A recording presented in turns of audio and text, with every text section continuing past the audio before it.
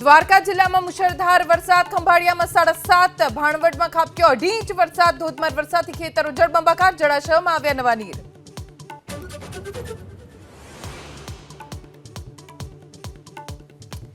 પ્રથમ રાઉન્ડમાં જ પોરબંદરમાં મન મૂકીને વરસ્યા મેઘરાજા, ધોધમાર વરસાદથી રસ્તાઓ પાણી તો નીચાણવાળા વિસ્તારમાં ઘરમાં ઘૂસ્યા પાણી. પ્રશાસન સામે સ્થાનિકોમાં આક્રોશ.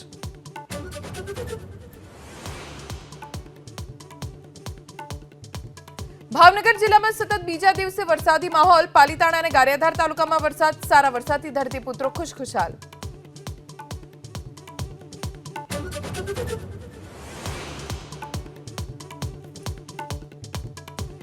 વધુ એક સ્વામીની પાપ લીલાથી હડકંપ, યુવતી સાથે ખોટા લગ્ન કરી ખીરસરા ગુરુકુળના સ્વામી આચર્યું દુષ્કર્મ, ગર્ભ રહેતા દવા પીવડાવી કરાવ્યો ગર્ભપાત. અમદાવાદમાં ફરી તૂટ્યો અટલ બ્રિજનો કાચ, પ્રશાસને લગાવ્યા બેરિકેડ, આકરા તાપના કારણે કાચમાં તિરાડ પડ્યાની આશંકા.